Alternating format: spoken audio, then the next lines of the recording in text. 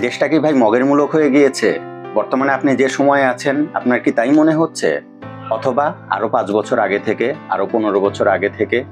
আবার কিছু মানুষ ভাবতে পারেন মগের আবার মূলক হয় কিভাবে? মগ দিয়ে কি কোনো মূলক বানানো যায়? না ভাই, মগ দিয়ে কোনো মূলক বানানো যায় না। যারা মগের মূলক সম্পর্কে জানেন না তাদের জন্য ছোট্ট একটা ইনফরমেশন শেয়ার করি। 1700 শতকের দিকে বার্মার রাজা ছিলেন মগ জাতির লোক। তারা সব সময় বঙ্গদেশে আসতো, বঙ্গদেশে এসে ইচ্ছামতো খুন, লুটপাট, অরাজকতা চালিয়ে যেত। তখন কারো কোনো কিছু বলার সামর্থ্য ছিল না। মগ জাতিরা মূলত ছিল পর্তুগিজ দস্যুদের রাজাকার বাহিনী। তারা বঙ্গদেশে ইচ্ছামতো অরাজকতা চালাতো। তখন মানুষ বিরক্ত হয়ে বলতো, ভাই এই মূল্যকটা তো মগের মূল্যক, এখানে কিচ্ছু করার নাই, কিছু বলার নাই, যার যা ইচ্ছা সে তাই করছে, যার যা ইচ্ছা সে তাই লুট করে নিয়ে যাচ্ছে। এটাই হলো মগের মূলকের আসল ইতিহাস। এখন প্রশ্ন আসতে পারে যে কেন মুল্লুক শব্দটা আসলো? মুল্লুক এসেছে মুল্ক থেকে, মুল্ক অর্থ দুনিয়া, মগদের দুনিয়া। তার মানে তারা বা মগরা যা খুশি তাই করে চলে যাবে, সেখানে কেউ কিছু বলতে পারবে না। এখন আপনি চিন্তা করুন বর্তমান সময়ের কথা। বর্তমান সময়ে বলতে 2025 সালটাই শুধু নয়, বাংলাদেশের 2000 পরবর্তী বা 2009 পরবর্তী সময়টা চিন্তা করুন, যেখানে যার যা ইচ্ছা সে তাই করছে।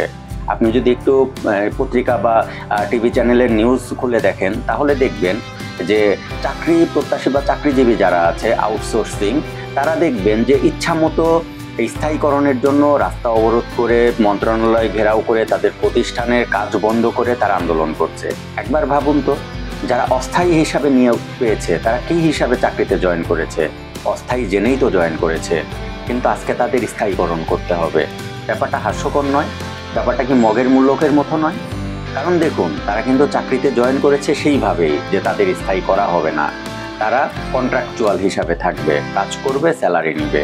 আমি তাদের বিরুদ্ধে কথা বলছি না, আমি শুধু কথা বলতে চাচ্ছি যে মানুষের চাওয়ার দিকটা, যে না আমার যা ইচ্ছা, আমার যেটা সুবিধা আমি সেটাই চাইবো, দেশের কি হলো না হলো সেটা কিন্তু আমার ভাবার বিষয় না। এটাই ছিল মগের মূলক। আবার চিন্তা করেন বর্তমান সময়ে ঢাকা শহরের একটা বড় ক্রাইসিস যে হাইওয়েতে অটোরিকশাগুলো উঠে যাওয়া। আপনি চিন্তা করবেন, আপনি যখন রাস্তায় নামবেন তখন খেয়াল করবেন যে এই অটোরিকশাগুলো কিন্তু প্রাইভেট কার, বাস এদের সাথে টেক্কা দিয়ে চলাচল করে। ফলস্বরূপ কি হচ্ছে? ফলস্বরূপ অনেক বড় বড় দুর্ঘটনা ঘটছে। এটাকে কিছুতেই থামানো যাচ্ছে না, ইচ্ছা মতো এরা অটোরিকশা চালাচ্ছে। যখন প্রশাসন ব্যবস্থা নিতে যাচ্ছে তখন আমাদের দেশের অনেক মানুষের বিবেকবোধ জেগে উঠছে, মনুষ্যত্ব জেগে উঠছে। তারা কোথায় যাবে, খাবেটা কি? কেন? তারা কি এতদিন হাইওয়েতেই রিক্সাটা চালিয়েছে, অটোরিকশা চালিয়েছে? যাদের বিবেকবোধ জাগ্রত হচ্ছে, আপনি কি অটোরিকশাতে আপনার ফ্যামিলি মেম্বারদের উঠান? এই অটোরিকশাগুলো কি করে? তারা কিন্তু সুযোগ পেলে কিন্তু ফ্লাইওভারের উপরে উঠে যায়। আপনি খেয়াল করে দেখবেন, আমার এই কথার সত্যতাটা যাচাই করে দেখবেন।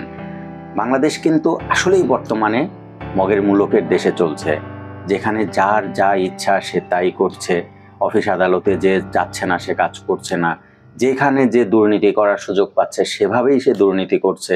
এটাই ছিল মগের মূল্যক। মগের মূল্যকের আধুনিক ভার্সন, বর্তমান ভার্সন। আর একটা ব্যাপার খেয়াল করবেন, বর্তমানে মানুষ কিন্তু খুব বেশি অ্যাগ্রেসিভ হয়ে গিয়েছে। তারা সামান্য কথাতে অনেক বেশি মারামারি, কাটাকাটি, হানাহানি করছে।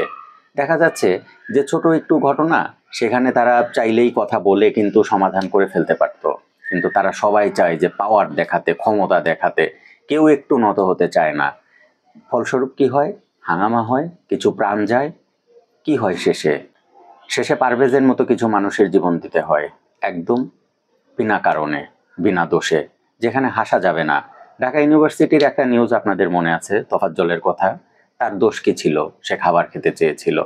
আর এইদিকে প্রাইম ইউনিভার্সিটির পারভেজের কি হলো? সে একটু হেসেছিল, তাও সেটা কিন্তু নিশ্চিত ছিল না যে সে মেয়ে দুইটার দিকে তাকিয়ে হেসেছিল কিনা। মেয়ে দুইটার কি হলো? তাকে উচিত শিক্ষা দিতে হবে। ছেলে দুইটা সরি বলার পরেও কিন্তু তাকে উচিত শিক্ষা দেওয়ার পরিকল্পনা থেকে তারা কিন্তু পিছু হটলো না। ফলস্বরূপ কি হলো? কয়েকটা জীবন নষ্ট হয়ে গেল। এটাই কি মগের মূল্যক নয়? আসলে আমাদের এখনই সচেতন হওয়া উচিত। আমরা এই মগের মূল্যক থেকে পরিত্রাণ চাই। এই দায়িত্ব আমার আপনার সকলের। আমরা যদি শুধু অপেক্ষা করে থাকি যে প্রশাসন ব্যবস্থা নেবে, সরকার ব্যবস্থা নেবে, তাহলে কিন্তু আমরা কিছুতেই মগের মূল্যক থেকে রক্ষা পাবো না। আজকে এই পর্যন্তই। আপনি এবং আপনার পরিবারকে এই মগের মূল্যকের হাত থেকে রক্ষা করুন, মগের মূল্যকের বাসিন্দা হওয়ার হাত থেকে রক্ষা করুন। আজকে এই পর্যন্তই। আসসালামু আলাইকুম।